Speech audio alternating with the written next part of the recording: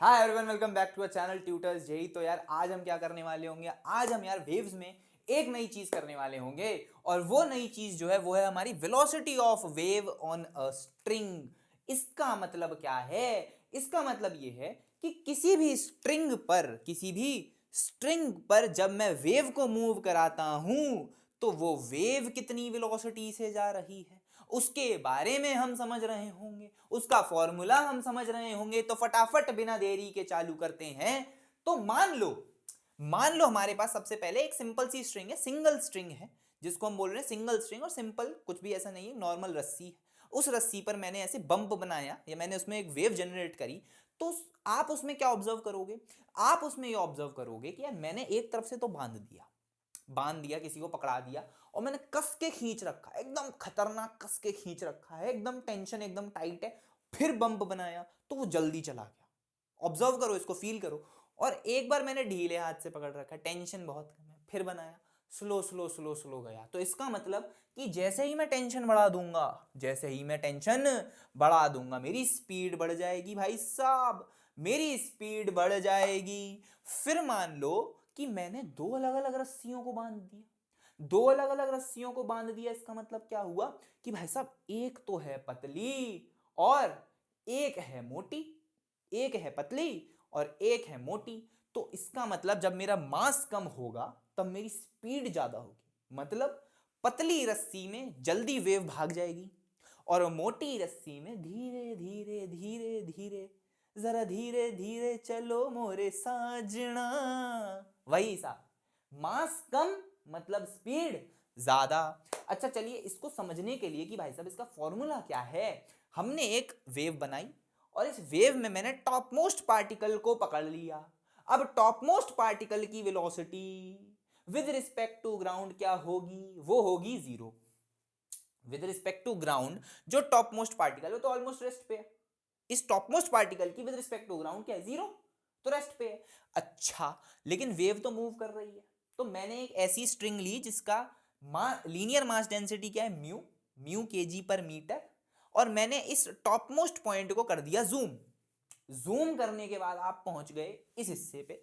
और इस हिस्से पे आपने देखा कि अरे बेहतरीन बेहतरीन, अगर ये v वेलोसिटी से मूव कर रहा है तो क्या एक सेंट्रीपीटल एक्सेलरेशन, या आप बोलना चाहो सेंट्रीफ्यूगल एक्सेलरेशन, आप अगर फ्रेम ऑफ रेफरेंस अपना स्ट्रिंग रखोगे तो सेंट्रीफ्यूगल एक्सेलरेशन आपको मिल रहा हो, वो होगा कितना? वो होगा dmv²/r। अच्छा, ये dm क्या है?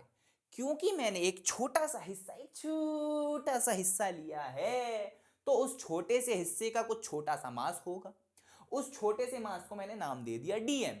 अब ये जो dm है इसकी वजह से जो एक्सेलरेशन प्रोड्यूस हो रहा है, सेंट्रीफ्यूगल एक्सेलरेशन, वो है dmv²/r। ये जो dmv²/r है इसको हम यहां पे रोकते हैं और हम चलते हैं दूसरी चीज पे।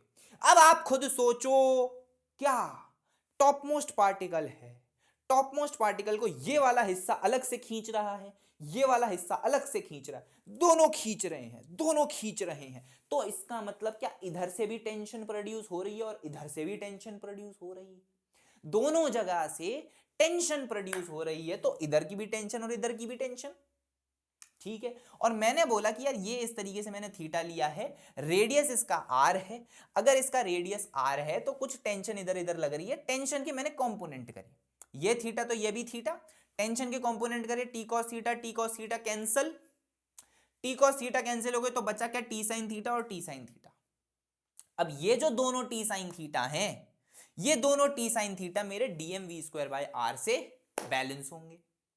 जब मैंने इसको बैलेंस किया तो अब मेरे दिमाग में आएगा कि यार ये dm क्या है, ये मेरा dm क्या है, ये dm क्या है भाई साहब? dm is what? dm is μ2r theta, μ2r theta. तो μ2r थीटा का मतलब ये है कि भाई साहब थीटा 2 टाइम्स है, 2 theta, r into 2 theta into mu. तो मेरा ये सॉल्व करके काट पीट के मेरा v आ गया, v आया मेरा √t/μ। ये आपको याद होना चाहिए, ये आपको याद होना चाहिए कि velocity of wave on a string का फॉर्मूला जो है वो है √t/μ। क्या है?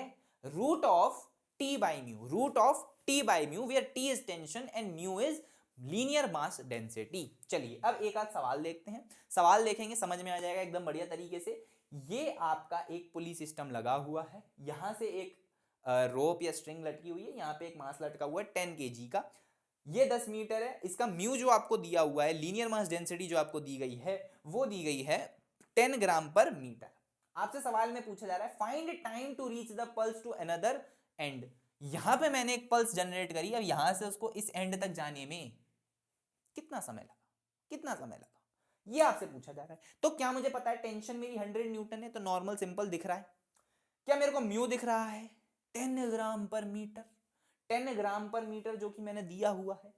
क्या मैं v is equals to root T by mu लगा करके 10 की पावर 2 मीटर पर सेकंड सॉल्व कर सकता हूं? बिल्कुल आएगा। टेंशन आपकी 100 न्यूटन है, 10 ग्राम है, इसको केजी में कन्वर्ट करोगे तो 10 की पावर 2 मीटर पर सेकंड आ जाएगा। This is my velocity of wave on a string. इस स्ट्रिंग पर वेव की वेलोसिटी क्या है, वो मेरा 10 की पावर 2 मीटर पर सेकंड है। अब मुझे बताना था समय था, मुझे क्या बताना था, मुझे तो बताना समय था। समय क्या होगा, x by V, distance upon velocity, solve करा 0.1 सेकंड आ गया। ऐसे ही दूसरा सवाल देखते हैं, और दूसरा सवाल भी यही है कि एक मास लटका हुआ है, यहाँ पे मैंने एक वेव जनरेट करी, इसकी लेंथ जो है 1 मीटर है, म्यू मेरे को 10 ग्राम पर मीटर ही दिया है, मास मेरे को 10 kg है। सवाल आपसे पूछा गया है, वही सेम सवाल है कि कितना समय लगेगा इस वेव को ऊपर तक जाने में। अब आपके दिमाग में डाउट आना चाहिए, नहीं आया तो इसका मतलब आप थोड़े से वीक हैं। आपके दिमाग में डाउट आना चाहिए, और वो डाउट ये होगा कि सर क्या यहां पर इंटीग्रेशन होगा, क्योंकि हर जगह पर टेंशन अलग होगी, क्योंकि मेरे पास रोप का भी तो कुछ मास है। अगर मान लो मुझे इस पॉइंट पे टेंशन निकालनी है, तो इस पॉइंट पे टेंशन का मतलब क्या, रोप का मास भी है और इसका मास भी है, रोप का मास भी है और इसका मास भी है। लेकिन इस क्वेश्चन में इंटीग्रेशन करने की जरूरत नहीं है। ये मुझे कौन बता रहा है, ये मुझे बता रहा है मेरा डेटा। मेरा डेटा मुझे क्या बता रहा है कि भाई साहब अगर आप यहां पर देखेंगे तो यहां पर इस पॉइंट पर टेंशन जो आएगी वो आएगी 100.1, इतनी आएगी लगभग 100.1। क्यों, क्योंकि भाई साहब 10 ग्राम पर मीटर है, मतलब 1 मीटर में रोप का मास 10 ग्राम है। तो आप खुद देख सकते हैं 1 मीटर की रूप में मास कितना आया, 10 ग्राम, और 10 ग्राम 100 न्यूटन के सामने बहुत कम है। इसीलिए हमें यहां पर अप्रोक्सीमेटली जो टेंशन लेनी है वो लेनी है 100 न्यूटन ही। तो यहां पर इस केस में मुझे इंटीग्रेशन करने की कोई जरूरत नहीं है, एकदम सिंपल तरीके से मैं वेलोसिटी निकालूंगा रूट टी बाई म्यू करके, वो आ जाएगी 10 की पावर 2। फिर दोबारा मैं टाइम निकालूंगा 1 मीटर अपॉन 100 करके 0.01 सेकंड आ जाएगा मेरा आंसर। बहुत बेहतरीन, सिंपल एकदम।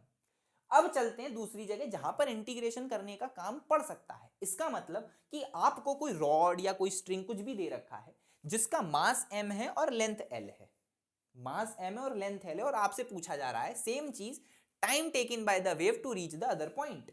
लेकिन इस सवाल में क्योंकि मेरे को डेटा, कुछ डेफिनेट डेटा नहीं गिवन, तो मैं तो जनरल केस मान के चलूंगा। जनरल केस मान के चलूंगा तो मैं ये मान के चलूंगा कि भाई साहब रोप का मास जो है वो कुछ ना कुछ इफेक्ट कर रहा है मेरे टेंशन पर।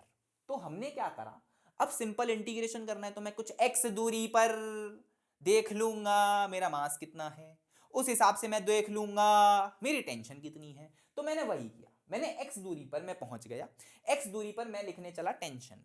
अब टेंशन कैसे लिखूंगा, टेंशन लिखूंगा दूरी पर लिखना है, तो मेरे को क्या पता होना चाहिए, म्यू, म्यू पता हो, लीनियर मास डेंसिटी पता हो। तो लीनियर मास डेंसिटी क्या होती है, m बाई एल, m और l मेरे को दोनों गिवन है, m by L into X into G. क्या मेरे पास टेंशन आ गई, टेंशन आ गई तो क्या वेलोसिटी मैं निकाल लूंगा, वेलोसिटी निकाल लूंगा, वेलोसिटी आ जाएगी रूट एक्स बाई जी, करके देख लेना। अब यहां पर एक मजेदार चीज मुझे पता है क्या पता चलती है, ये पता चलता है कि एक्सेलरेशन कांस्टेंट वैल्यू आता है, एक्सेलरेशन कांस्टेंट वैल्यू आता है। मुझे दिख रहा है कि वेलोसिटी मेरी रूट एक्स जी है, इसका मतलब वेलोसिटी चेंज कर रही है। अगर वेलोसिटी चेंज कर रही है तो इसका मतलब एक्सेलरेशन उपस्थित होना चाहिए। अगर एक्सेलरेशन उपस्थित है तो वो है कितना, वो निकालने के लिए मैंने करा इंटीग्रेशन। इंटीग्रेट करके मुझे पता चला कि यार एक्सेलरेशन g/2 है और वो एक कांस्टेंट वैल्यू है। अगर वो एक कांस्टेंट वैल्यू है तो इसका मतलब हम न्यूटन की इक्वेशंस का इस्तेमाल कर सकते हैं, न्यूटन की इक्वेशंस का इस्तेमाल कर सकते हैं। वही हमने इस्तेमाल किया कि यार एल लेंथ कवर करने के लिए मेरे को हाफ इनटू एक्सेलरेशन जो कि g/2 है, टी स्क्वायर जो कि मुझे निकालना है।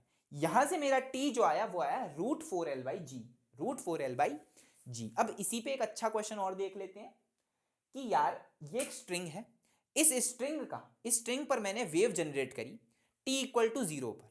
इसी के साथ साथ मैंने क्या करा, इसी के साथ मैंने एक बॉल को ड्रॉप किया। अरे भाई sir sir sir sir sir sir क्या कर रहे हो सर, क्वेश्चन ऊपर से निकल रहा है, क्या बोल रहा हूं ध्यान से सुन। स्ट्रिंग को मैंने वेव दी, इसी के साथ साथ मैंने एक बॉल को ड्रॉप किया। स्ट्रिंग का मास कैपिटल M है, लेंथ L है, बॉल का मास स्मॉल m है। दोनों काम मैंने साथ में किए t इक्वल टू 0 पे। मुझसे सवाल ये पूछा जा रहा है कि ये दोनों कहां मिलेंगे। अब ये सवाल हो गया रिलेटिव का, ये सवाल किसका है, रिलेटिव मोशन का है। रिलेटिव मोशन का है तो भाई साहब सबसे पहले आप रिलेटिव एक्सेलरेशन निकाल लो बॉल का, कि मान लो मेरी वेव, मैंने बोल दी वेव रुक गई। अगर वेव रुक गई तो बॉल का एक्सेलरेशन 3g/2, क्योंकि इसका g/2 है, g/2 से ऊपर आ रही है, बॉल g से नीचे जा रही है, तो बॉल इफेक्टिवली 3g/2 से नीचे जा रही है। तो इसका मतलब अब बॉल को L लेंथ कवर करने में कितना समय लगा, √4l/3g, जो कि मैं सॉल्व कर लूंगा half acceleration into T square से। तो इसको सॉल्व करा तो मेरे पास टाइम आ गया, हाँ, कि मेरा जो टाइम है वो है √4l/3g। इतने समय पर मेरी बॉल और वेव ये दोनों आपस में मिल रहे होंगे। √4l/3g समय पर मेरे बॉल और वेव मिल रहे होंगे। अब मुझे क्या बताना है, अब मुझे बताना है कि कितना डिस्टेंस पर ये दोनों मिल रहे होंगे, क्योंकि पूछा वही है, कब मिलेंगे नहीं पूछा, पूछा कहां मिलेंगे। कहां मिलेंगे तो मैंने बोला बॉल की इक्वेशन को उठाओ। बॉल की इक्वेशन क्या है, मैंने बोल दिया कि भाई कितना डिस्टेंस चलना है, तो मैं सिंपली लिख दूंगा हाफ GT²। भैया हाफ GT² लिख दूंगा, पता चल जाएगा कितना डिस्टेंस चला है। तो हाफ इंटू जी इंटू टाइम, कौन सा टाइम, ये वाला √4l/3g, क्योंकि इतने समय पे ही तो मिले हैं। तो मैंने टाइम ले लिया √4l/3g, इसको सॉल्व करा तो आंसर आ गया 2l/3। इसका मतलब बॉल 2l/3 पर जाकर के वेव से मिल रही होगी, या वेव 2l/3 जाकर के बॉल से मिल रही होगी। ठीक है, तो हमें पता चल गया कि 2l/3 पर जो है ये मिल रहे होंगे। मजे की बात ये है कि ये जो सवाल है ये सवाल ओलंपियाड का है। ठीक है, तो इसका मतलब आप बेसिक नॉलेज से ओलंपियाड के क्वेश्चंस भी सॉल्व कर सकते हो। हालांकि एक मिक्स्ड कॉन्सेप्ट सवाल था जिसमें रिलेटिव और वेलोसिटी ऑफ वेव दोनों का यूज था, लेकिन आप ध्यान रखिए ये ओलंपियाड का सवाल था, अच्छा सवाल था और आप कर सकते हो, इजीली कर सकते हो, कोई मुश्किल नहीं थी। आपको रिलेटिव का थोड़ा बहुत कॉन्सेप्ट पता है, आप कर लोगे। ठीक है, इतना ही आज मुझे बताना था। Velocity of wave on a string आपका इधर ही खत्म हो चुका है। अगली बार से हम एनर्जी वगैरह पे बात कर रहे होंगे। बने रहने के लिए यार चैनल के सब्सक्राइब करना बहुत ज्यादा आवश्यक है। उधर लाल बटन जो अब सफेद हो चुका है उसको जाकर के दबा दीजिए। साथ में जाकर के वो ऐसा एक बटन दिख रहा होगा, इसको बोलते हैं लाइक करने का बटन, वो भी जाकर के दबा दीजिए। और क्या कर रहे हो यार, शेयर भी करो, शेयर करने से और अच्छा होता है, तो शेयर भी करो। आज के लिए इतना ही, मिलते हैं अपनी अगली वीडियो में। थैंक यू, जय जय श्री राधे।